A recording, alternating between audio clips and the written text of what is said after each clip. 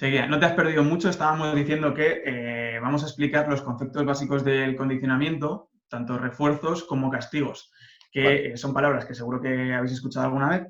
Y hemos empezado por los refuerzos. Los refuerzos son aquellos estímulos, aquellos actos, aquellas conductas también pueden ser, que promueven la repetición de una determinada conducta. Por ejemplo, cuando un jugador hace una determinada acción bien y le aplaudimos. O cuando le decimos que lo ha hecho muy bien, cuando le halagamos, eso es lo que se conoce comúnmente como un refuerzo. ¿Por qué? Porque cuando se produce, aumentan las probabilidades de que la conducta que se ha emitido inmediatamente anterior al refuerzo se repita en el futuro cercano o en un futuro lejano, ¿vale? Se repita en el futuro en el tiempo. Y un castigo es todo lo contrario. Son aquellas acciones que promueven o que impulsan a que la conducta no se vuelva a repetir o se repita el menor número de veces posible. Poniendo un ejemplo muy claro, un castigo puede ser que un jugador hace una mala acción y el entrenador le cambia. El entrenador le manda directamente al banquillo. ¿Por qué? Porque le está quitando una cosa que realmente le gusta al jugador, ¿verdad? Le está quitando ese refuerzo que es jugar. Entonces, cuando se lo quitamos, es lo que nosotros llamamos un castigo negativo. No me voy a meter en refuerzo positivo, castigo negativo y demás, porque tampoco es una de las cosas que nos atañe aquí. Simplemente dejar claro la diferencia entre un refuerzo, que son aquellas cosas que facilitan que la conducta vuelva a ocurrir, y los castigos, que son todo lo contrario. Es lo que hacemos para que la conducta no se vuelva a repetir. Una vez tenemos claro esto, seguro que si habéis trabajado con un psicólogo deportivo en alguna ocasión o si habéis, los cursos de entrenador os han hablado de este tipo de estrategias, del condicionamiento, de los refuerzos, de los castigos, la clave para intentar influir lo mejor o de la forma más amplia posible en los jugadores no es tener claro lo que es un refuerzo y lo que es un castigo, sino saber cuándo utilizarlos y saber o conocer muy bien qué puede suponer un refuerzo para un determinado deportista y qué puede suponer un castigo. Por eso, la primera parte y la primera cosa que nosotros siempre recalcamos es que tenéis que conocer. Tenéis que conocer a vuestros deportistas y tenéis que observar muchísimo. ¿Por qué? Porque lo que supone un refuerzo para ti puede no suponerlo para mí. Y esto es clave. Porque al fin y al cabo en psicología siempre decimos que tenemos que adaptar la intervención o que tenemos que personalizar lo máximo posible. Nuestras interacciones con los jugadores tienen que ser casi totalmente personalizadas y para poder hacerlo bien y que surtan un efecto real, tenemos que conocerles muy bien y tenemos que conocer qué puede suponer un refuerzo y qué puede suponer un castigo.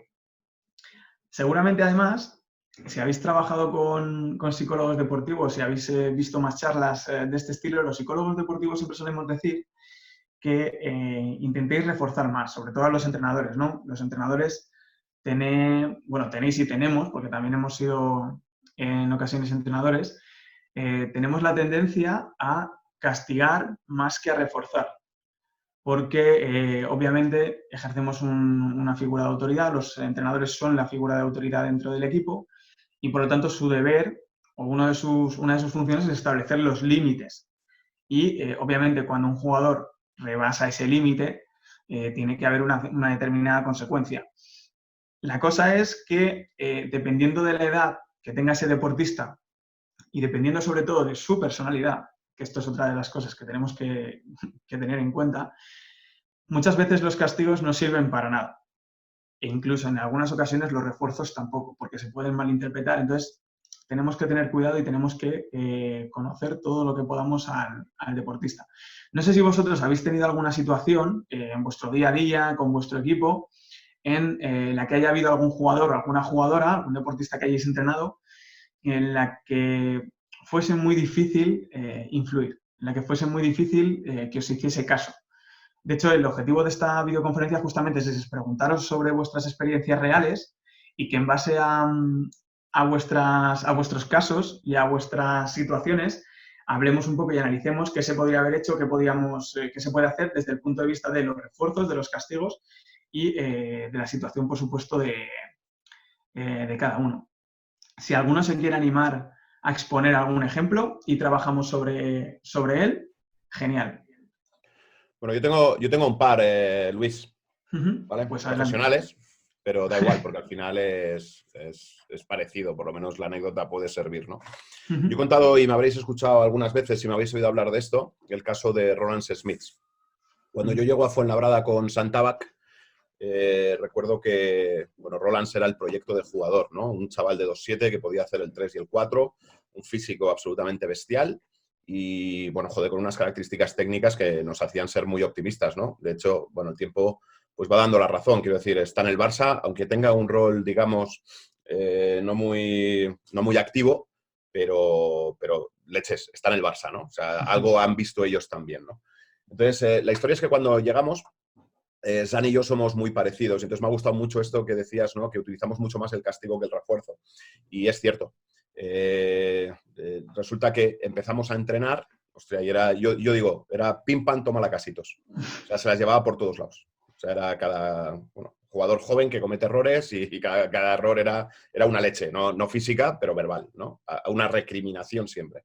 Entonces, cuando ya llevamos un par de partidos de la liga regular, es decir, ya llevamos como 50 días entrenando, porque hemos hecho toda la pretemporada, llevamos un par de partidos, pues un día entramos en el despacho de entrenadores y Zan hace el comentario de, hostia, es que este tío no vale para nada. Y entonces, yo ahí, que en ese momento tenía la misma percepción, ¿no? De, bueno, nos hemos equivocado, no vale para el mundo profesional, abajo estaba muy bien, pero aquí no. De repente tengo ese punto de decir, bueno, vamos a ver una cosa. Zan, ¿Roland es mejor ahora o hace 2 meses? Entonces Sam dice, joder, Jota, lo ves, dice, era mejor cuando empezamos. Entonces, la reflexión que hice fue, entonces algo tenemos que ver nosotros, ¿no? ¿Vale? Entonces, justo en ese momento, Sam también dijo, hostia, pues es verdad. Pues si hemos empeorado al jugador, evidentemente algo tenemos que ver, ¿no? Y decidimos en ese momento decir, vamos a dejarle. O sea, vamos a dejarle en paz. O sea, que no tenga la voz nuestra constantemente detrás, ¿no? Y propuse el hecho de decir, y vamos a hacerlo al revés, es decir, pasar del castigo verbal al refuerzo, ¿no? Y cuando haga algo que nos gusta, aplaudirlo o felicitarlo, tal, ¿no? Bueno, la primera etapa fue de neutralidad, porque él no hacía cosas que nos gustaran. El tío estaba absolutamente, digamos, hundido, ¿vale? Pero ya en la neutralidad, el de no decirle nada, ya hubo un cambio. Ya hubo un cambio importante. Es decir, él de repente ve que ya no empieza a recibir leches, se empieza a atrever a hacer más cosas y, bueno, el tío va evolucionando, ¿no? Y ya cuando encima introdujimos el refuerzo positivo, es decir, cuando veíamos una actitud que nos molaba y entonces le decíamos, hostia, Roland, de puta madre, esto es lo que queremos, ¿no? O bravo, tío, esto, ¿no? Entonces el jugador, o sea, fue como un cohete para arriba. O sea, no que de repente se convierta en alguien que no es, pero de repente su actitud cambia. Aquí, porque lo enlazaré con el siguiente ahora si queréis, ¿vale? Porque tengo 2, ¿vale? Sí. Hay una cosa que no sé si es tanto de psicología, que seguro que también, pero sobre todo es de sociología, ¿no? El tema este de que al final somos lo que el entorno ve de nosotros, ¿vale? Porque reaccionamos a cómo reacciona el entorno a nosotros, ¿no? Y entonces, en este sentido, Roland pasó de ser el proyecto de futuro que veíamos claramente al tío que no valía para nada. Y eso también cambiaba nuestra percepción de cómo lo tratábamos, ¿vale? Y entonces, cómo eso influye a la hora de eso, pues más lacasitos, ¿no? Más pim pam. El segundo es Jonathan Barreiro. Cuando yo llego a Zaragoza, Jonathan no jugaba, ¿vale? No jugaba nada. Y yo recuerdo, porque coincidí con él en el Real Madrid, o sea, no era su entrenador, pero yo era entrenador ayudante cuando él era jugador de cantera. Bueno, yo recuerdo, tuve una conversación con él al principio que le decía, ¿dónde está el Magic de bolsillo? Porque a él le llamaban el Magic gallego, porque a él de joven le llamaban el Magic gallego, era un base de 2 metros con una capacidad para hacer cosas bestial, ¿no? Y en aquella conversación, él me dijo, Jota, no sé dónde está. Dice, porque desde que yo salí del Real Madrid, solo me han prohibido cosas. O sea, aquello me llamó muchísimo la atención, ¿no? Y de hecho, cuando yo llego a Zaragoza, y no es una crítica a nadie, simplemente como porque yo también he cometido este tipo de errores, ¿no? Todos los informes que yo tenía de Jonathan era no sirve para nada. Lo que pasa es que tiene contrato y se tiene que quedar, ¿no? Entonces, claro, yo decía, joder, ese jugador joven que conozco tiene que estar en algún sitio, ¿vale? Tiene que estar escondido todavía dentro. Es verdad que había tenido 2 lesiones graves, importantes, que cuartan la carrera, pero no era un tema físico, era un tema mental, claramente. Cuando tú hablabas con Jonathan, no era un tema, es decir, él físicamente ya estaba recuperado, ¿vale? Pero el tema era ese, ¿no? El qué puedo hacer y qué no puedo hacer. Y entonces, bueno, pues le habían digamos, metido, encajado en un rol de tirador. Tú solo cuando recibas y estás a pies parados tiras, y si no, pasas el balón, ¿no? Y decía, hostia, yo conozco el Magic gallego, era otra cosa, ¿no? Y entonces, ¿qué es lo que ocurre? Que cuando de repente tú empiezas a hacer ejercicios donde, por ejemplo, me decían, no, es que este tío no puede poner el balón en el suelo, ¿no? Porque cada vez que lo pone lo pierde. Y es verdad, cada vez que lo ponía lo perdía. Sin embargo, hacíamos juegos dentro del entrenamiento, el famoso para calentar, ¿no? De botar todos dentro de la línea de 3, donde botando con la mano mala solo tienes que ir a quitar el balón a los otros y el último que queda es el que gana. Coño, siempre ganaba él, botando con la izquierda. Y entonces decías, hostia, que hay un contrasentido, ¿no? Es decir, cuando está en juego no es capaz de poner el balón en el suelo y, sin embargo, cuando hacemos cosas de bote, es claramente el que más domina todas esas situaciones, ¿no? Entonces, es otra vez, en este caso no es refuerzo positivo, sino es cambiar tu actitud hacia el jugador. Es decir, en vez de verlo como todo aquello que no puede hacer, es dónde está aquel jugador, en este caso, que yo conocía. Dice, eso no puede haber desaparecido, tiene que estar simplemente oculto ahora mismo. Solo basta que levantemos la manta correcta para que aparezca, ¿no? Entonces es el hecho de decir, busca el camino para que él encuentre otra vez esa confianza y que él pueda andar, ¿no? Y otra vez, aquí tiene el refuerzo positivo, vuelve el refuerzo positivo, donde yo le dije, conmigo no quiero que solo tires, ¿vale? Entonces, cada vez que él ponía el balón en el suelo y la cagaba, yo no decía nada. Pero cada vez que lo ponía y lo hacía bien, es decir, se acababa yendo, era otra vez el decir, este es el Magic gallego.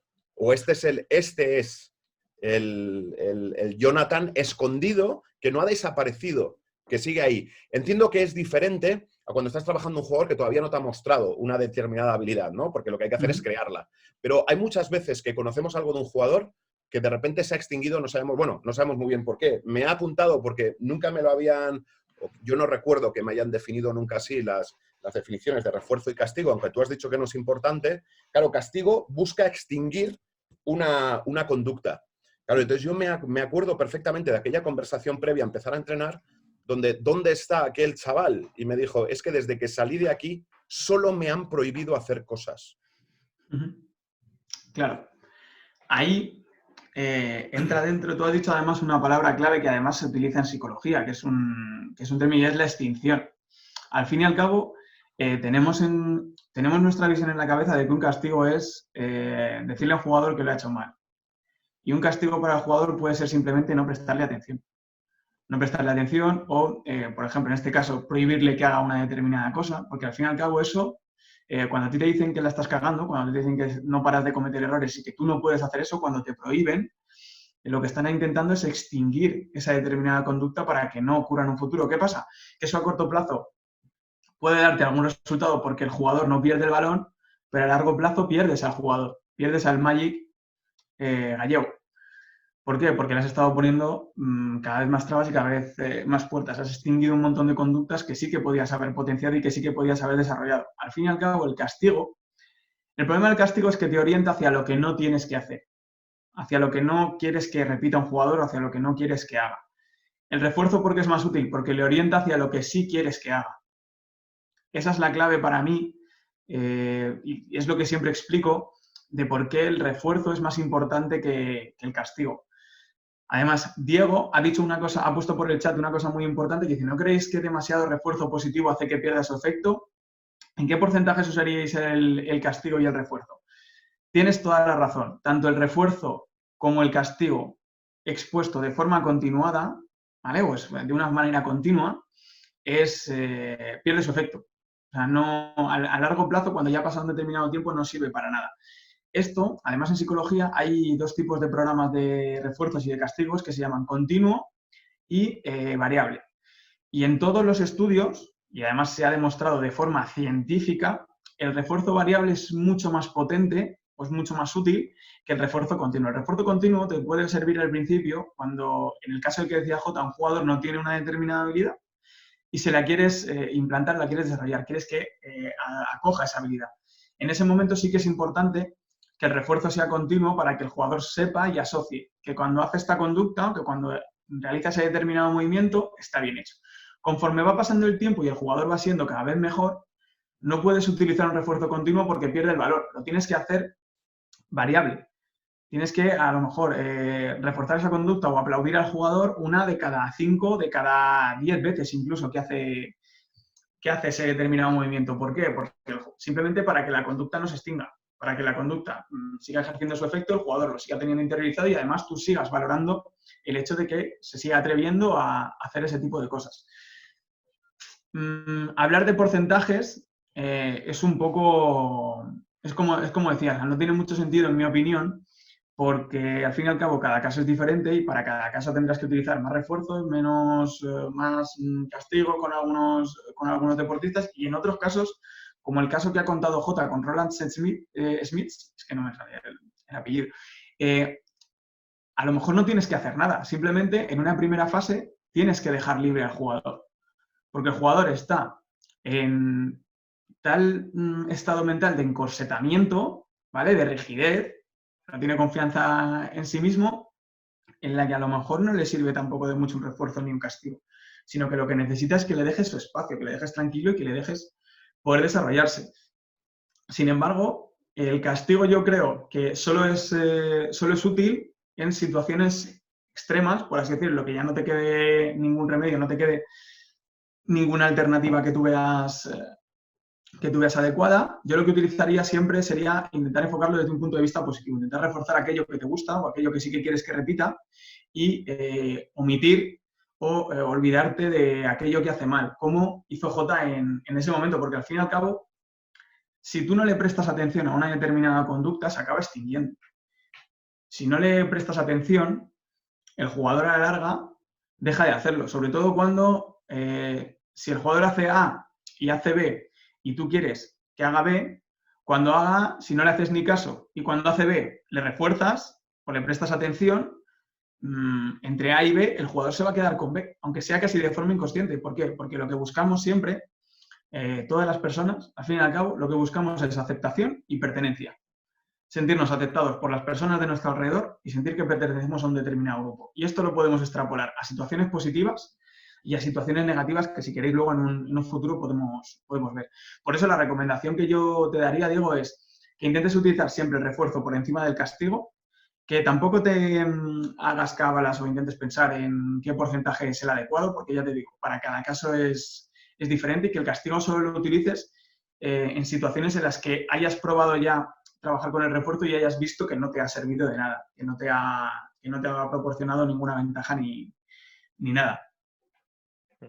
Me gustaría añadir, Luis... esto, perdón. No, di tú, Jota, pasa. No, vale, pues me toca. Y me gustaría añadir en ese sentido, como psicólogo deportivo, en términos de porcentaje, refuerzo, castigo, en algún momento sí que me ha tocado enfrentarme, en algunos momentos incluso de manera directa, con algún entrenador que hacía un uso absolutamente excesivo del castigo, sobre todo en situaciones de partido. Hay que tener en cuenta una cosa con el castigo. El castigo funciona, es una herramienta muy, muy, muy útil, pero tiene dos efectos secundarios. Primero, es muy útil, pero solo a corto plazo. Te va a hacer caso. Si tú le gritas a un jugador, sobre todo cuando son pequeñitos, te va a acabar haciendo caso. Ese es el primer efecto secundario. Si es a corto plazo, quiere decir que a largo plazo ya va a dejar de tener su efectividad. Y segundo, si se utiliza de manera muy excesiva el castigo, al final el jugador no solo no te va a hacer caso, sino que lo va a tomar de manera personal en contra tuya. Ya no va a ser un problema de lo que estoy haciendo mal, ya va a ser un problema de este tío me tiene manía, cuando el castigo ya se magnifica. Sí que me ha servido en el pasado, y solo con este perfil de entrenadores muy autoritarios y sobre todo con un uso del castigo demasiado repetido, el decirle 3-1. Puedes castigar, perfecto. Por cada castigo que hagas, para el mismo jugador has tenido que hacer tres refuerzos. Es decir, tienes que, por cada 3 monedas de castigo te dejo utilizar, 3 monedas de refuerzo, perdón, te dejo utilizar una moneda de castigo. Un poco esto me ha servido para echar el freno de mano a entrenadores que hacían especialmente uso del castigo. Eso, repito, solo en este tipo de entrenadores, Diego, no creo que sea tu caso. Yo creo que lo que estabas diciendo, Diego, era cuando es excesivo el refuerzo, no el castigo, que también tiene efectos secundarios. Luego, por poner un poco en términos psicológicos un par de cosas que has dicho, Jota, me ha parecido muy, muy, muy bueno. En el primer ejemplo que decías, que simplemente dejabas al jugador hasta que ocurriese algo que tú quisieses y en ese momento reforzarle, eso es una manera de reforzar la conducta. Es simplemente cuando se ocurren lo que se llaman conductas espontáneas. Dejar al jugador libre, cuando algo ocurre, entonces es cuando lo refuerzo. Eso como primera fase está genial. Luego en el segundo ejemplo has dicho otra cosa súper importante, que además lo has enlazado creo que muy bien, más que nada porque es lo que hay que hacer después. Una vez que ya el jugador, de alguna manera, sabe, ha recibido esos refuerzos, eso puede parecer una obviedad, pero el jugador necesita saber sí o sí lo que se espera de él, de manera lo más absurda, lo más concreta, lo más directa posible, lo más medible posible. Vota con la izquierda. ¿Cuál es la izquierda? Esta. Ya tienes algo que hacer. Algo súper, súper concreto, súper sencillo y que para que de alguna manera el jugador asocie, he hecho exactamente lo concreto y he recibido mi premio, aunque ese premio sea un muy bien, una palmadita en la espalda, que como bien dice Luis, es algo súper importante para todos nosotros. Digo esto porque es muy fácil encontrar, este jugador no me hace caso, pero es que no sabe el jugador lo que es hacer caso, porque no sabe en qué es lo que tiene que hacer para que tú consideres que te está haciendo caso o no. Y eso solo se puede traducir de una manera. Cosas absolutamente concretas, medibles y súper, súper sencillas. Eso, los entrenadores con los que trabajo, me sirve de mucho decir una cosa. Es que mi jugador no me hace caso. Digo, vale, perfecto, voy a ir a un partido, voy a ir a una competición, me tienes que decir antes del partido qué es lo que quieres que el jugador haga. Yo me voy a ir a la grada, voy a coger un cuaderno y voy a poner palitos cada vez que el jugador esté haciendo lo que tú consideres que quieras que haga. Yo desde fuera he de ser capaz de saber cuándo el jugador está haciendo lo que tú consideras. Tiene que ser así de concreto.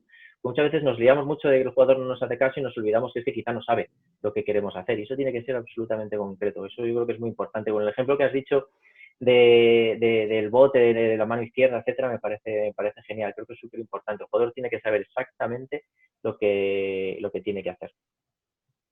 Y Pues en este caso, y como a mí se me quedan mucho las cosas con historias, ¿vale?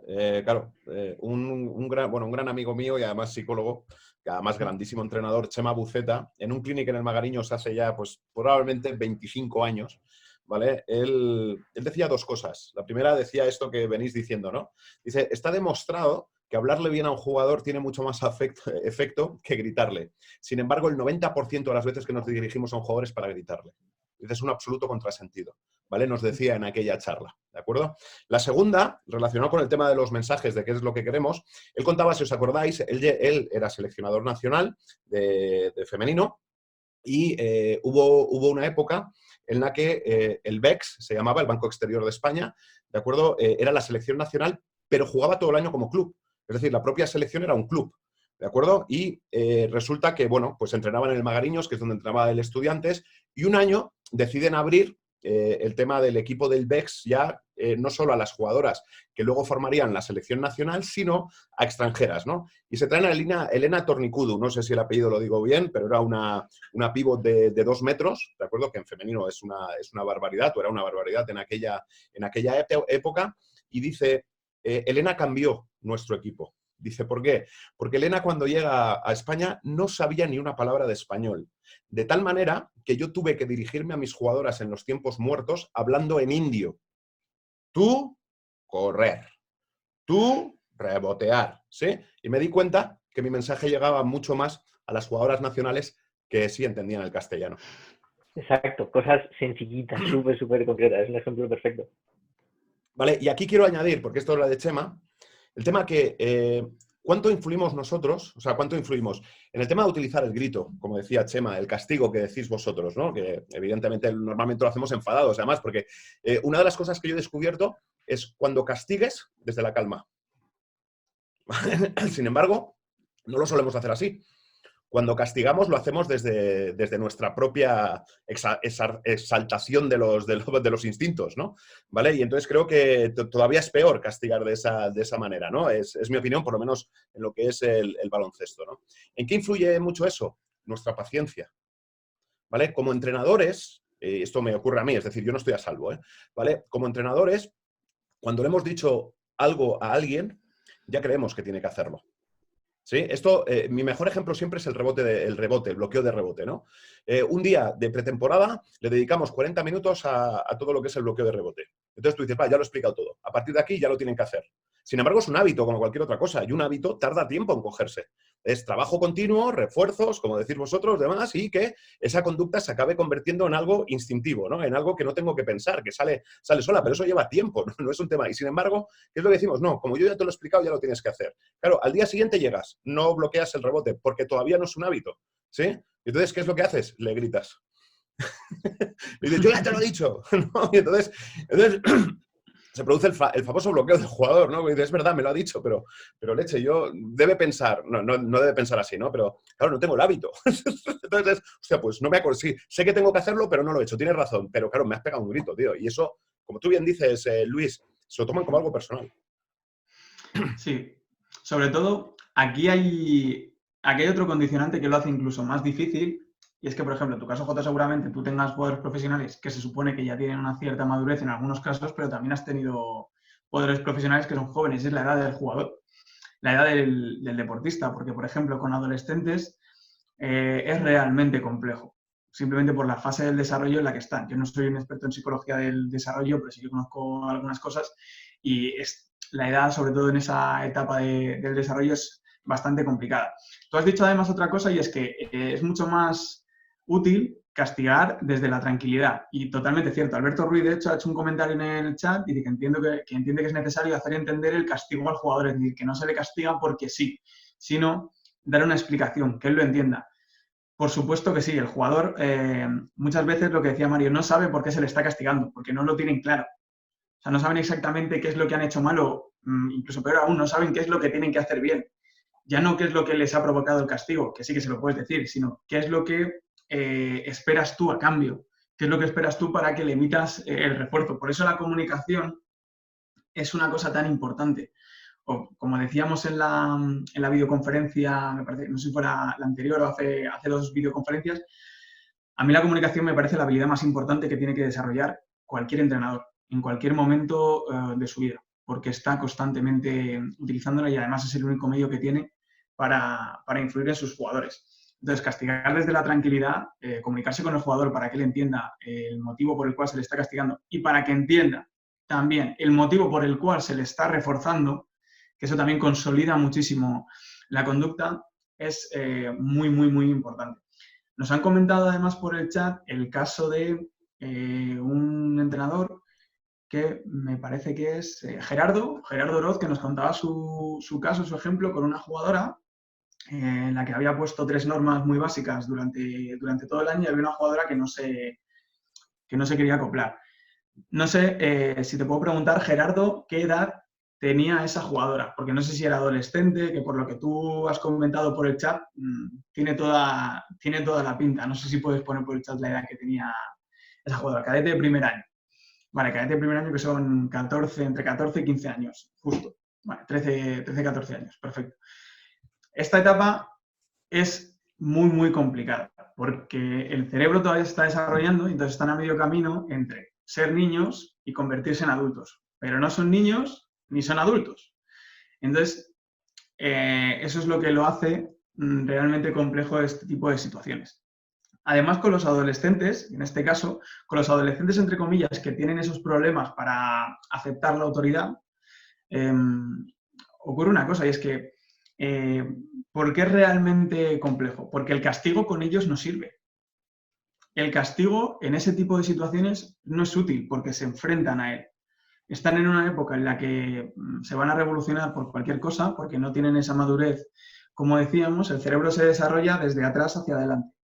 Y la última parte en desarrollarse es esta, es la frontal, la que tiene que ver con la planificación, con las funciones ejecutivas, por así decirlo, y también con la aceptación de las normas. Entonces, a ellos les cuesta mucho, no tienen esa capacidad para reprimir esa impulsividad.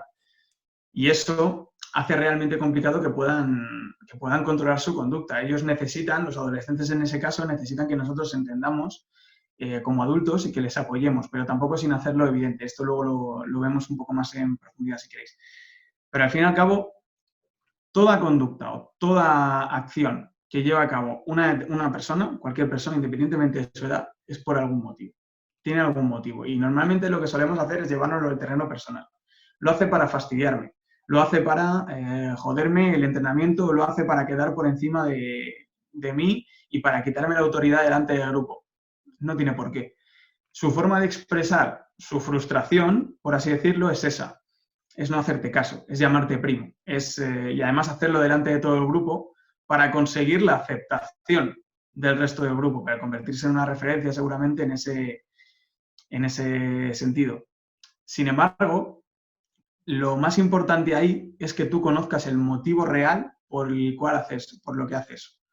Por eso la comunicación es tan importante. ¿Cómo se hace eso? Cogiendo a la jugadora a nivel individual, hablando con ella, intentando estrechar tu relación con ella al máximo posible, sobre todo para entender justamente eso, los motivos que le llevan, porque seguramente lo esté haciendo por algo.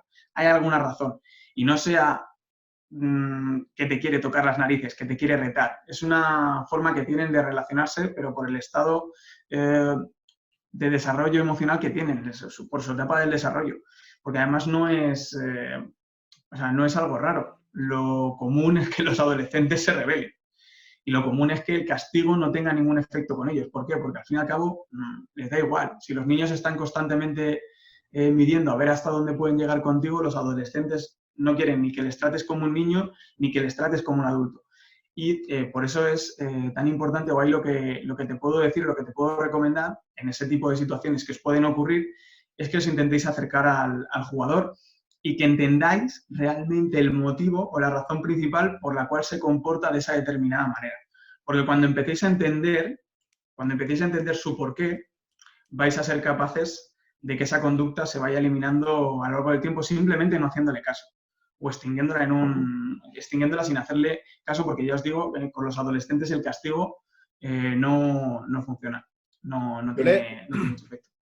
Leí, Luis, una vez preparando una charla, además para un cole, no era de baloncesto, pero bueno, leía es que ahora no sabré, además soy muy malo para los nombres, a una psicóloga americana que hablaba precisamente en el tema de la adolescencia, sobre esto que dices, que están en el tránsito entre ser niños y ser adultos, que no son ni una cosa ni otra. Y entonces siempre están a dos aguas. Es decir, no reciben el cariño que reciben los niños, ¿de acuerdo? Pero tampoco los puedes tratar como adultos, porque para lo que los quieres tratar como adultos, para ti son niños, ¿no? Entonces se encuentran... Y una de las cosas que me llamó poderosamente la atención de aquel estudio que ella comentaba, es que en ese proceso de desarrollo del cerebro en la adolescencia, tienen muchas dificultades para reconocer emociones en la cara de la gente que tienen enfrente. Y la mayoría, y esto citaba un estudio psicológico que se hizo en Estados Unidos, la mayoría de las veces confunden estados emocionales que cualquier adulto más o menos es capaz de reconocer con la ira. Con la ira. Y entonces, ¿qué es lo que pasa? Que ¿cuál es nuestra reacción ante la ira del que tenemos enfrente? Los famosos huida, preparación para la lucha o hacerte el muerto. Normalmente, bueno, pues cualquiera de las tres, ¿no? Pero ¿qué hacen? Se preparan para la lucha. Esto es la leche, porque a mí aquello me hizo pensar mucho. Porque si tú cuando tratas con adolescentes reconoces, que esto es lo más difícil para los adultos, ¿no? Que él puede estar confundiendo una actitud tuya con ira, entonces puedes entender por qué está reaccionando como él está reaccionando. Sin embargo, para ti está fuera de toda lógica, ¿no? Porque no estás empatizando con lo que probablemente ese adolescente o esa chica está sufriendo, está viviendo en ese momento, ¿no? Para él o para ella eso que está viviendo es real y lo que está viendo en tu cara está viendo ira, cuando a lo mejor lo que hay en tu cara es aburrimiento, ¿no? O sea, no me cuentes, ¿no? Y en este caso quiero añadir además, porque creo que está relacionado, y no sé cuál es el caso de Gerardo, es el hecho de, muchas veces con los adolescentes, y entiendo que hay situaciones que tiene que ser así, les damos las normas, pero les damos las normas porque sí. Es decir, tú me tienes que llamar de señor. ¿Por qué? Porque te lo digo yo. Y entonces, ¿qué ocurre? A veces entiendo que tenga que ser así, o a veces no tenemos otro recurso, a veces no sabemos buscar otro recurso, ¿no? Pero el porque sí lleva a la rebelión. Porque por el que sí, entonces porque sí será también mi opción, no solo la tuya. Entonces, aquí lo que he descubierto yo con el paso del tiempo es buscar la empatía, que no siempre la consigues, pero es buscarla. Es decir, ¿qué me ocurre a mí cuando tú a mí, y Gerardo, tomo tu ejemplo, que además no tengo ni idea de si es así o no, ¿no? ¿Vale? Si simplemente... ¿Qué me ocurre a mí emocionalmente cuando tú me llamas primo? Y transmitírselo. Oye, me haces sentir triste, me haces sentir no sé qué, ¿no? Es buscar la empatía. Porque muchas veces por ahí nos acercamos mucho más al jugador que por el hecho de decir, no, tiene que ser lo que yo digo y punto, ¿no? Le digo, oye, cuando tú tienes esta actitud conmigo, a mí me hace sentir de esta manera. Y ver cómo reacciona. Porque a veces, solo ese hecho, acaban empatizando y dicen, hostia, pues si le fastidio, pues venga, voy a buscar otra solución, ¿no? A veces, evidentemente, por ser adolescente, la rebeldía el reto, porque yo a lo que hacen eso le llamo el reto, es lo que dices tú. Están buscando esa posición entre el mundo del niño y del adulto, están buscando su posición en el mundo adulto, ¿vale? Cuando todavía no lo son. ¿Cómo lo hacen? Yo quiero tu puesto, tío. Yo quiero tu puesto de liderazgo, ¿vale? Tú lo tienes, yo no, lo quiero, ¿vale? Es mi opinión sobre lo que voy leyendo, lo que voy viviendo y lo que voy... Claro, con respecto al castigo hay dos errores muy comunes que se suelen cometer, especialmente además con adolescentes retadores. El castigo no te estoy castigando a ti, no se castiga a la persona. Eso hay que dejarlo muy claro. No eres malo, lo has hecho mal. Es un matiz, pero es un matiz súper importante. No te castigo por ti, te castigo por lo que has hecho. Estoy castigando que no hayas bajado a defender. Estoy castigando que no te hayas metido a coger el rebote.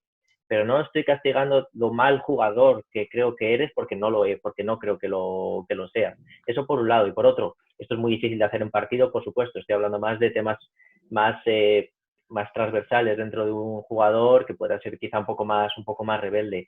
Hay cierto tipo de castigos, sobre todo los castigos a conductas más en términos de actitudes, que es muchísimo mejor hacerlos en privado, no en público. Los refuerzos siempre en público, para que la gente vea lo bueno que eres, eso al ego nos viene muy bien alimentarlo en este caso, y los castigos siempre que se pueda, en partidos es muy difícil, pero los castigos siempre que se pueda, muchísimo mejor en privado, especialmente en adolescentes que lo que buscan es retarte. Si lo que buscas es retarte y le estás castigando en público, te vas a llevar mucho peor con él y estás consiguiendo su objetivo, que es el de retarte, estás cayendo un poco en su juego. Por eso a veces es mucho mejor apartarles de donde están, del resto del grupo. Aprovechar el grupo un poco para eso también. Sí, Marek ha puesto por el grupo una cosa muy interesante que además tiene relación con lo que estaba explicando Jota. Y el ejemplo que ha puesto de, por ejemplo, que hay un jugador que está repitiendo una conducta durante 3 semanas seguidas y no nos hace caso, el hecho de que si es positivo hablar con el jugador y explicarle, mira, se está dando esta situación. O sea, llevamos 3 semanas intentando trabajar esto y tú no lo haces. Preguntarle directamente, ¿tú crees que debería castigarte o tú qué harías? Eso, al fin y al cabo, es un ejemplo de comunicación empática. Es decir, yo te estoy transmitiendo, yo puedo utilizar esa interacción contigo para explicarte qué sensación me estás generando a mí, porque yo tengo la sensación de que no me quieres hacer caso. Entonces, eso le ayuda también al jugador a entender un poco el punto de vista del entrenador. Y seguramente, si tú consigues un buen vínculo y consigues tener una buena relación con ese jugador te va a decir, seguramente te diga que a lo mejor es que no se está enterando, te dirá que no lo está haciendo a posta, te dirá que lo siente mucho y te ayudará también a ver su punto de vista. Al fin y al cabo, siempre estamos hablando sobre lo mismo en el tema de la adolescencia, que están como a medio camino. Un adolescente es tan complicado de gestionar, por así decirlo, porque no quiere que le trates como un niño, pero tampoco quiere que le trates como un adulto, porque no lo son. Entonces, él necesita sentirse arropado y sentirse protegido, tener la sensación de que tú vas a estar ahí, como adulto, como entrenador, como figura de referencia, como lo que sea. Él necesita tener esa sensación, pero no que lo evidencies delante del grupo, porque eso es lo peor que puedes hacer. ¿Por qué? Porque al fin y al cabo ellos se sienten vulnerables. Ellos quieren tener la sensación de que tú vas a estar ahí, que les vas a proteger por esa falta de madurez en algunas ocasiones, pero no quieren evidenciarlo, porque además muchas veces ellos se consideran omnipotentes, consideran que lo saben todo. ¿Por qué? Porque han pasado de la etapa de la niñez a la adolescencia, han subido como un escalón. Entonces, claro, han subido en una fase de su desarrollo. Por eso creen que tienen tanto conocimiento y por eso el castigo y la confrontación con ellos no sirve para nada, o sirve tampoco. Pero yo, en mi opinión, como profesional, sí que creo que es una buena estrategia, pero acompáñala o complétala con exponerle al jugador qué es lo que te hace sentir a ti. Ya no solo dejando la responsabilidad de la decisión en él, sino que le digas, mira, a mí esto me hace sentir de esta determinada manera o a mí me pasa esto, cuando yo te veo que llevas 3 semanas sin hacerme ni caso. Entonces, dime qué es lo que pasa, si no lo haces, la razón por la cual no lo estás haciendo, qué te cuesta para que te pueda ayudar. Porque al fin y al cabo, repito, ellos lo que quieren es sentirse ayudados. Javier también, JD. Sí, ahí hay una pregunta que me interesa, ¿vale? Me interesa, ¿qué opináis dice Alberto Ruiz? ¿Qué opináis del castigo grupal por acciones individuales al inicio de la formación para generar responsabilidad de grupo? Este tema es bastante complicado, en mi opinión, porque al fin y al cabo tú puedes hacer lo que te dé la gana, pero depende de cómo te comportes, depende de la conducta que tú hagas o cómo reacciones ante esa determinada situación. En primer lugar, lo que tienes que dejar claro, si vas a hacer eso o si vas a utilizar ese tipo de estrategias, que puede ser útil, tú estás poniendo al equipo por encima del individuo. Vale, si esa es la tónica o ese es el principio por el cual se va a regir el equipo, perfecto, pero lo tienes que dejar claro antes. Lo tienes que dejar totalmente claro. Y luego, al fin y al cabo, te metes también en el terreno de que es una norma que impones. Es una norma que impones tú como entrenador. Si los jugadores no la entienden, es complicado. Y es lo que ha dicho Jota, porque lo impuesto tiende a la rebelión. O sea, tiende a que nos rebelamos contra ello, porque no entendemos el porqué. Y además luego esto te va a ocurrir. Cuando tú castigues a todo el grupo por una acción individual de un determinado jugador, si no lo han entendido bien o si no han entendido el por qué es tan importante que todos se comporten de la misma manera, no va a tener ningún sentido. Y te van a preguntar, ¿pero por qué me tengo que comer yo el marrón cuando el que la ha cagado es este? Es decir, a mí ese tipo de acciones no me parecen mal, siempre y cuando se hayan asentado las bases y se haya acordado entre todo el mundo o se haya dejado lo suficientemente claro que aquí lo importante es que las acciones individuales van a tener una influencia y una repercusión en el grupo. Aquí, Luis, aquí me gustaría hacer una reflexión, ¿ok? ¿Cuántos de los que castigan individual, o sea, por una acción individual al grupo, luego hacen lo contrario? En el sentido, no lo contrario de... Lo contrario es cuántas veces premian al grupo por una acción positiva del individuo. Porque para mí, lo que no tiene ningún sentido es castigar al grupo por una acción de un individuo, pero que no haya lo recíproco, la palabra recíproco, no contrario, ¿no? Es, ¿vale? Si tú aceptas esa forma digamos, de trabajar, que yo creo que tiene muchos contras, ¿de acuerdo? Entonces tienes que aceptar lo recíproco. Es decir, que si él hace algo bien o alguien hace algo bien, tiene que salir beneficiado el equipo, no por el propio hecho de que haya hecho algo bien, no. Es que yo os voy a reforzar de alguna manera, yo qué sé, imitando a una Coca-Cola, no me preguntes, o sea, no, porque si no, creo que volvemos a entrar en un contrasentido, ¿no? Es decir, yo en este caso sé que tiene efecto en algunas cosas, pero tiene para mí muchos puntos peligrosos. Entre otros, yo analizándose un poquito a lo bestia, ¿no? Lo primero es que tenemos una dejadez de funciones. Es decir, como nosotros no conseguimos cambiar la conducta del individuo, ¿sí? Como entrenadores, que es nuestra misión, ¿de acuerdo? ¿Qué hacemos? Lo ponemos en manos del grupo.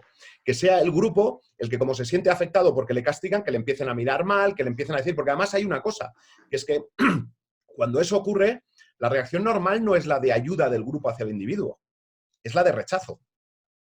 Y entonces la pregunta es, ¿estáis buscando el rechazo? ¿O estáis buscando la integración?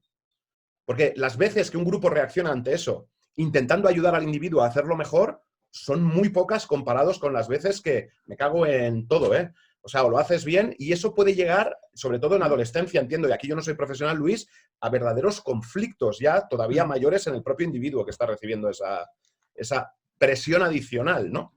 ¿De acuerdo? No sé si me explico o si quieres ahí aportar la parte científica, porque esto solo son sensaciones mías y a lo mejor estoy equivocado y también me corriges si es así. No, y además Mario lo ha comentado antes. Al fin y al cabo, el castigo es mucho más efectivo cuando lo aplicas en privado que cuando lo aplicas de cara al público. Y cuando tú castigas al equipo por culpa de un jugador, estás evidenciando totalmente al culpable y estás yendo de frente contra él. Estás dejando al fin y al cabo no sé si en ridículo, pero estás enfrentándote directamente a él delante de todo el grupo y además le estás haciendo responsable. Eso es una estrategia que en muy pocas ocasiones es efectiva. Por eso digo que sí que puede resultar útil si ha sido una medida que ha sido aceptada por todo el grupo, no que sea impuesto. Porque si se ha impuesto es lo que tú dices. Solo va a generar conflictos, va a generar rechazos y al fin y al cabo un adolescente, vuelvo a repetir, lo que busca es aceptación. Aceptación por parte de su entrenador, aceptación por parte de su equipo. Cuando hacemos este tipo de cosas, si las hemos dado por hechas, que vamos a darle más importancia al grupo por encima del individuo, que ya de por sí eso es controvertido, lo que estamos haciendo es tirarnos piedras contra nuestro propio tejado, porque no vamos a conseguir ni la aceptación del grupo a ese jugador, ni que el jugador se sienta aceptado ni por el grupo ni por nosotros. Por eso, cuidado con ese tipo de situaciones, ya no solo por el castigo, sino por lo que puede conllevar de cara a un futuro, ¿no?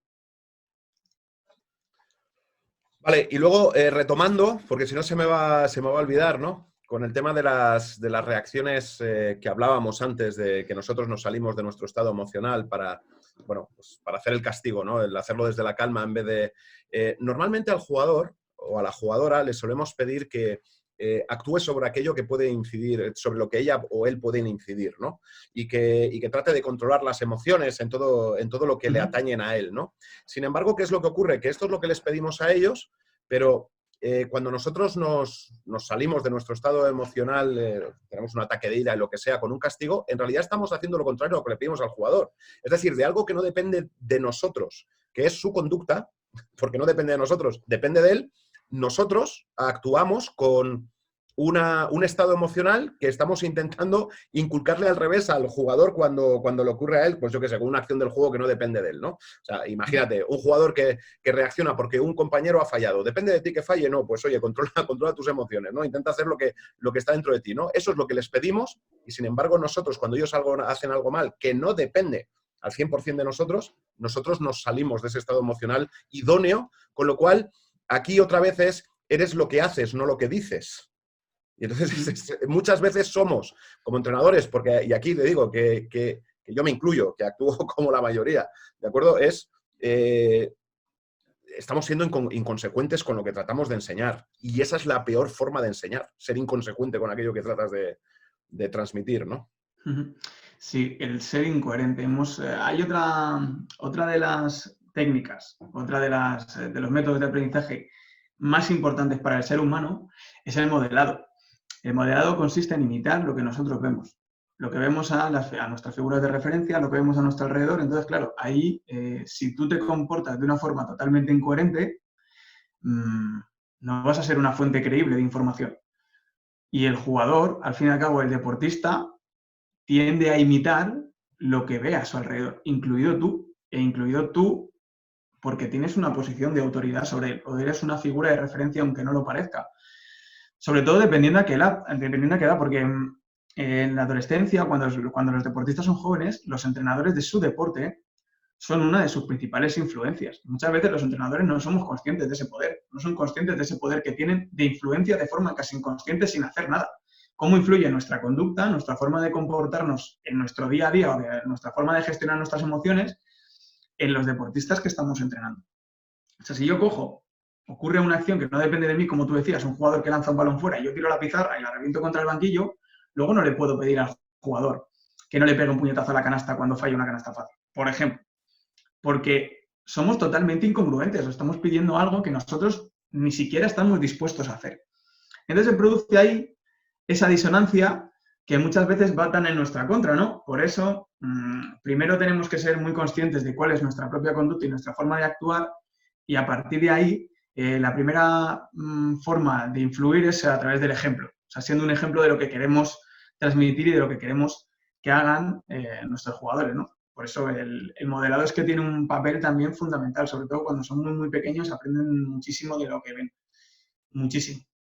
Así que miraros también a vosotros mismos cómo reaccionáis, cómo os comportáis en cada una de las situaciones, cómo aplicáis esos refuerzos, cómo aplicáis esos castigos. Porque claro, nosotros como entrenadores estamos castigando todo el rato a nuestros jugadores cada vez que hacen una cosa mal, pero luego le pedimos que cuando un compañero haga una cosa mal, vayamos a animarle.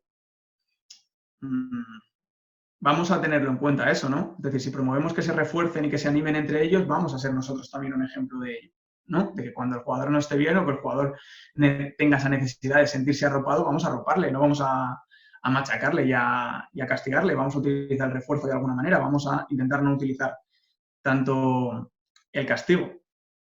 Vale, Lara, perdón. Sí. No, Lara ponía ahí, dice, recordemos que los refuerzos también pueden ser quitar algo que no les gusta, de forma muy, muy excepcional. En ese sentido de reforzar grupalmente por algo individual, podríamos quitar una ronda de sprint, por ejemplo, si se cumplen ciertas condiciones, porque anteriormente en el ejercicio al menos uno lo haga excepcionalmente bien. Si no se entiende, lo explico. ¿Qué ¿Quieres comentar algo sobre esto? Que tiene toda la razón. Si quiere Lara explicarlo, ya que ha hecho una aportación súper interesante y quiere aclararlo ella o quiere explicarlo ella, pues nosotros encantados. Pues hala, Lara, coge el micro. Ale, Lara. Hola, a ver, lo explico si no se entiende, pero bueno, básicamente el tema de los refuerzos, aunque Luis no se ha querido meter en ello y no es lo que nos compete explicarlo detalladamente, pero bueno, sí que, o sea, por poner un ejemplo, sí que sería también un refuerzo el hecho de decir, como lo ligo con el ejemplo del castigo grupal antes por acciones individuales y de lo que estábamos hablando. El decir, bueno, vale, si castigo grupalmente por una acción individual, pues lo que decías tú, Jota, luego tengo que reforzar de forma grupal por una acción individual. Entonces, dentro de un entrenamiento donde han estado haciendo varios ejercicios, donde más o menos las cosas de todos han ido saliendo bien, si yo quiero algo, que mis jugadores hagan algo y en un ejercicio, pues por ejemplo, que es un 2 contra 1 con vuelta a sprint, que el sprint no les gusta, que es una parte del ejercicio, digamos, más aburrida o más incómoda para ellos. Pues a lo mejor si consigo que en una de las rondas uno de los jugadores o dos lo hagan excepcionalmente bien y hagan exactamente lo que yo quiero como entrenador, puedo decir, vale, pues este último sprint lo quitamos porque lo habéis hecho muy bien y bebemos agua o lo que sea antes del siguiente ejercicio. Eso sería una manera de reforzar grupalmente por una acción individual o de dos jugadores. No es algo que sea adecuado utilizar mucho porque es algo que tiene que ser excepcional. O sea, es el refuerzo más excepcional, por decirlo de alguna manera. Pero bueno, no sé si así queda mejor explicado. Y me gustaría añadir una cosa a lo que comentas, Lara, y esto además he de reconocer que en su momento no caí en ello y lo aprendí a las bravas, lo aprendí de la peor manera posible, que es cuando te llaman la atención. Pues el tema de los refuerzos, castigos, sobre todo cuando se utiliza la actividad física para ello, el tema de la preparación física. Es muy común, al menos, bueno, ahora ya quizá cada vez menos. Si lo haces mal, 40 flexiones. Si lo haces mal, 30 abdominales. Eso, utilizar castigo físico, la actividad física como castigo. Y lo que estás diciendo es el quitar un castigo o algo que se considera como castigo para reforzar. Totalmente de acuerdo contigo. Lo único que sí que quitaría la actividad física como tal, más que nada porque esto me lo dijo un preparador físico y me estás haciendo más difícil mi trabajo. Es necesario que el jugador haga preparación física, es necesario que el jugador haga sprints, haga 500 vueltas al campo, aunque no le gustan. Estamos en pretemporada, pues tiene que dar muchas vueltas al campo porque lleva todo el verano sin hacer nada, o todo el confinamiento sin hacer nada, por un poco la situación en la que estamos. La preparación física es importantísima. Y el hecho de utilizarla como moneda de cambio, le estás haciendo más explícito al jugador el hecho de juzgar la preparación física como algo, en este caso negativo o aburrido. Efectivamente, el quitar un castigo y más de manera grupal me parece brillante. Quizá utilizaría otro tipo de actividades, como puede ser, se me ocurre quizá recoger los balones, algo que no sea exactamente necesario para que un jugador sea mejor jugador. Vale, aquí... Pero claro, por supuesto, o sea, el ejemplo era un ejemplo muy concreto. Esporádico está muy bien, con un ejercicio, pero por supuesto que la preparación física es súper importante y para eso también está el trabajo multidisciplinar de que el entrenador sepa y acuerde con el preparador físico en caso de que quiera hacer algo de esto. Oye, ¿en qué momento puedo quitar alguna cosa? O que se seleccionen qué conductas pueden ser las que se quiten en un momento dado. Totalmente de acuerdo, sí. Me he hecho una bronca al prepa en ese momento bastante interesante. Yo he sacado esto precisamente por eso, porque quería que llegásemos aquí. Y de hecho, quiero ver, J. Ruiz pone, pero ahí se podría trabajar con el preparador físico para ver qué partes se podrían moldear a través del reforzamiento. Y lo acaba de decir Lara también, es que yo quiero ir al otro lado, porque hay que hablar con el preparador físico. ¿Por qué no nos planteamos que lo que a lo mejor hay que quitar es algo que no les gusta de nuestro entrenamiento sin entrar en la parte física? Es decir, si para mí es importante que hagan 10 series de tiro y hay una de ellas que no les gusta por la forma de actuar, a lo mejor el refuerzo no tiene que ser que hablar con el preparador físico para ver qué puedo quitar de él, que también, sino es analizar qué de lo mío, que además depende de mí, qué es lo que puedo estar quitando, ¿vale? Que tampoco les gusta, porque seguro que hay cosas de las que yo hago que tampoco les gustan. Y entonces siempre recurrimos, y por eso me ha parecido muy interesante y, la intervención, siempre recurrimos al físico. Y como bien has dicho, los que hemos tenido la suerte de tener preparadores físicos te lo dicen. Dice, me estás jodiendo. O sea, me estás jodiendo vivo. Pero ya no, por todo lo que has contado, pero es que encima, porque ven la actividad física como un castigo, cuando en realidad es parte del entrenamiento, ¿no? Entonces, a lo que voy es eso, es alguna vez, evidentemente, podemos hablar con el prepa para que esa sea la solución, pero que a veces también nos miremos a nosotros para ver qué partes de las cosas que dependen de nosotros podemos quitar que a ellos tampoco les gustan, ¿de acuerdo? Sin recurrir necesariamente al preparador físico o a la parte física, o como muchos colegios o muchos clubes que no tienen preparador físico, que está inmerso dentro de lo que yo también tengo que hacer, ¿no? Entonces, parece como que nos es más fácil. Bueno, pues recurro al físico, porque así me quito un poco de lo que yo soy responsable, ¿no? Que es el baloncesto propiamente dicho. Aquí me gustaría aportar una cosa, y es que en la situación que ha dicho Lara, da una de las claves, uno de los pequeños trucos que podéis utilizar. Al fin y al cabo, un refuerzo y un castigo son cosas que no estaban previamente en la situación y que se añaden o que se quitan, ¿vale? Que se añaden o que se quitan de la situación.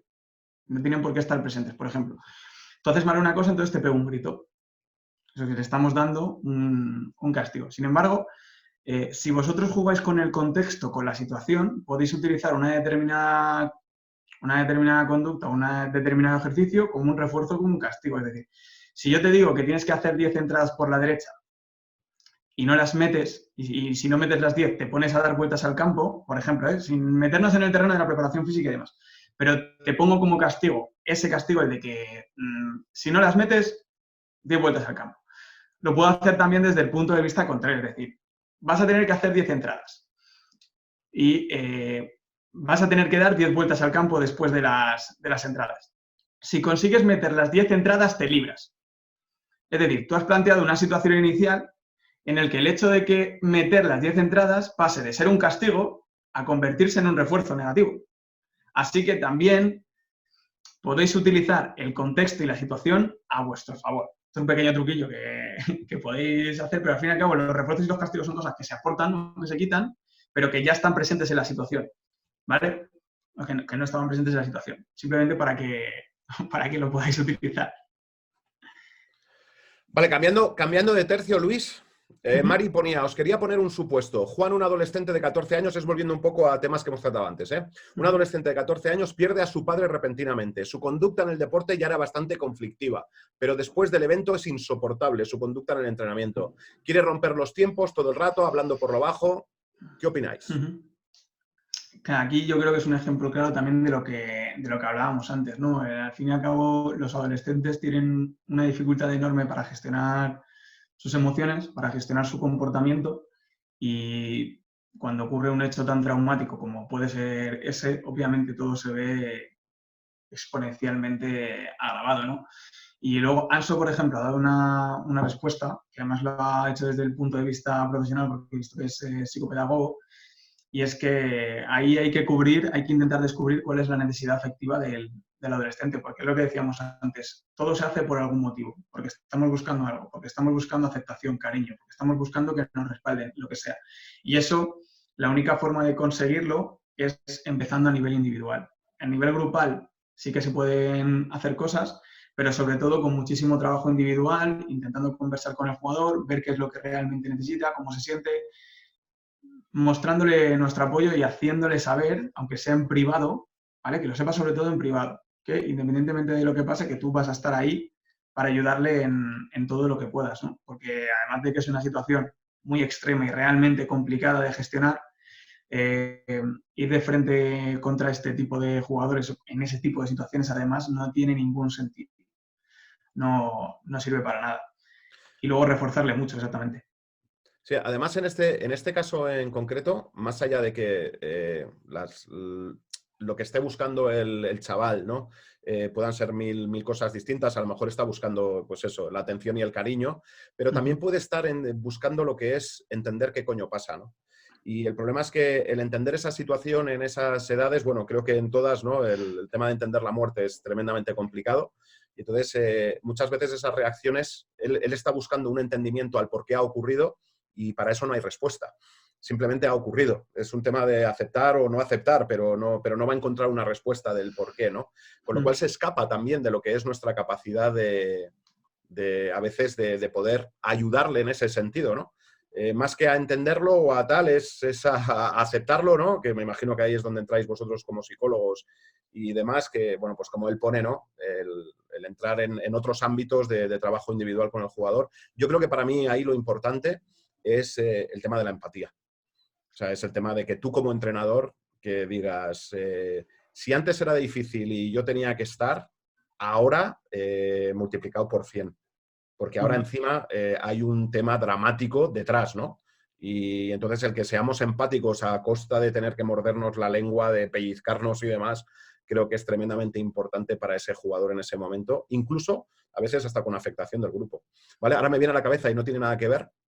Recuerdo que, aunque ahora está muy de moda, y ya no sé dónde están los límites, ¿vale? En la escuela de estudiantes teníamos un chaval hiperactivo. Y hiperactivo de verdad, no de esto que ahora parece que todo es hiperactivo, es decir, un chaval, no, hiperactivo de verdad, ¿vale? Y eso creaba problemas al grupo, ¿vale? Entonces, digamos que hubo un momento que tuvimos que tomar la decisión entre echar al chaval de la escuela o, digamos, buscar una solución distinta, ¿no? A mí me parecía, y al grupo de gente que estábamos, nos parecía dramático tener que echar al chaval del grupo porque era hiperactivo y eso afectaba a todo el grupo. A veces el buscar esas situaciones intermedias, ¿no? ¿Qué hicimos? En vez de tomar una decisión, decir, venga, pues fuera, porque nos afecta a los demás, los padres se quejan, pues al revés, ¿vale? Sé que ahora estoy mezclando churras con merinas, ¿no? Pero ¿qué hicimos? Una reunión de padres. Les explicamos cómo nos sentíamos nosotros y teníamos que echar al chaval. Y entonces empatizaron. ¿Y entonces qué hicieron? Formaron un grupo para integrar al chaval sabiendo que su actividad o su actitud, su conducta, como queráis llamarlo, digamos que tenía que ser aceptada. ¿Vale? Bueno, pues no, la situación nunca llegó a ser perfecta, porque nunca llegó a ser perfecta, pero cambió mucho. Cambió mucho en cuanto nosotros también aceptamos que teníamos que aceptar esa conducta, ¿no? En este momento de un chaval que pierda al padre, que si ya era conflictivo, ahora todavía los más, también es un buen momento a lo mejor de reunir al grupo y decirle, hostia, necesita ayuda. Ya sé que es difícil, pero ahora en este momento nos necesita, ¿no? ¿Vale? Y a lo mejor ese tipo de reunión, pues eso, dice, sí, nos molesta, pero vamos a aceptar que nos moleste por ayudarle, ¿no? ¿Vale? Que muchas veces con conversaciones no siempre resuelven la situación, pero ayudan muchas veces digamos que a soslayarla o a llevarla a un terreno más aceptable por parte de todos, ¿no? No sé, bueno, lo he contado porque he tenido esa experiencia también con este caso y creo que estaba un poquito relacionado con lo que se puede hacer también en este caso en concreto, ¿no? Sí, tiene que ver totalmente con el tema de la aceptación, tanto la aceptación del grupo al individuo como del individuo al grupo. Muchas veces, además, con los niños hiperactivos suele pasar una cosa, y es que les hacemos responsables de la forma que tienen de comportarse. Muchas veces no lo pueden controlar. O sea, si a nivel biológico, a nivel estructural, son incapaces de estarse quietos. Y con los TDA ocurre lo mismo. Y así es TDAH, pues ya tienes la combinación completa y les solemos hacer responsables de su forma de comportarse. Entonces, cada vez que se comportan así es culpa suya. Porque lo puede controlar, pero no le da la gana. No, ¿qué me estás contando? También, mira, Diego ha puesto una pregunta a Cleo, o sea, ha puesto, dice, estoy de acuerdo, pero ¿qué otros ejemplos de castigos rápidos por perder alguna competición? Por ejemplo, aquí, más que centrarme en darte respuesta a ejemplos de castigo, yo me iría a si realmente la competición se ha perdido por cosas que dependían única y exclusivamente de ellos, porque Jota también lo ha mencionado anteriormente, normalmente castigamos por cosas que no dependen única y exclusivamente de nosotros. También relacionándolo con el comportamiento del niño hiperactivo. Si no podemos controlar, castigar por algo que no puedo controlar es totalmente absurdo, porque me estás castigando porque llueve. Entonces, claro, ¿qué sentido tiene eso? Yo no voy a poder hacer nada para cambiar esa situación en un futuro porque no depende de mí. Entonces, que me castigues, lo único que va a hacer es hacérmelo pasar mal. Por eso, siempre que reforcéis y que castiguéis, tiene que ser por cosas que dependan única y exclusivamente de esa persona o de ese jugador. Porque si no, no va a ejercer ningún efecto y además lo único que puede generar son cosas negativas, al fin y al cabo. Por eso es más importante, en conclusión ya de todo esto, pues es más importante el refuerzo que el castigo, porque el refuerzo te dirige hacia lo que yo quiero que tú hagas, hacia lo que yo espero de ti, que también lo decía Mario previamente. Y el castigo enfoca hacia lo que quiero que evites, ¿vale? Pero realmente no me estás dando una alternativa, no me estás dando una salida hacia lo que quieres o esperas de mí en la próxima situación, ¿no? Oye, vamos con estas dos últimas preguntas que sé que ya tenemos que ir acabando, ¿no? Dice José Manuel Martín, dice, una pregunta, ¿qué pensáis de la idea de que siempre me hagan caso puede perder el deportista autonomía, creatividad, bueno, ahora se me ha ido porque ha entrado otra, tomar decisiones valientes aunque sean erróneas y más a largo plazo hacer personas poco valientes como ciudadanos? Creo que esto lo hablaste tú hace 2 videoconferencias también, ¿no? Cuando hablamos de la comunicación, lo de coartar al jugador, en el tema de coartarle, por ejemplo, dar el pase por la espalda, ese tipo de ejemplos. Entonces, si quieres dar tu opinión, porque mira, yo lo explicaste perfecto. Yo más que en ese, voy a contar otra anécdota, ¿vale? Vale. En una selección cadete, la posterior a la de Ricky, que fuimos plata en Creta, había un jugador, bueno, pues como todos los de la selección, ¿no? Brillante. Y además este llegó a debutar en ACB y a jugar en ACB. Ahora no está en ACB, pero está en ligas profesionales y demás. Recuerdo que era el chaval de 10. El chaval que siempre hacía lo que tú le pedías, ¿no? Y recuerdo, mi ayudante era Manolito ayer y un día, hablando, nos sentamos con él, porque estábamos preocupados por una serie de cosas del juego, de su forma de jugar, ¿no? Y la forma de llegarle, de transmitirles nuestro mensaje es, estamos encantados contigo. Dice, porque siempre haces lo que te pedimos.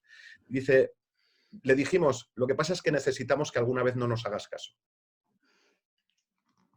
Esta fue, es que va, y además va precisamente en justo el comentario de que pierden autonomía, libertad, creatividad.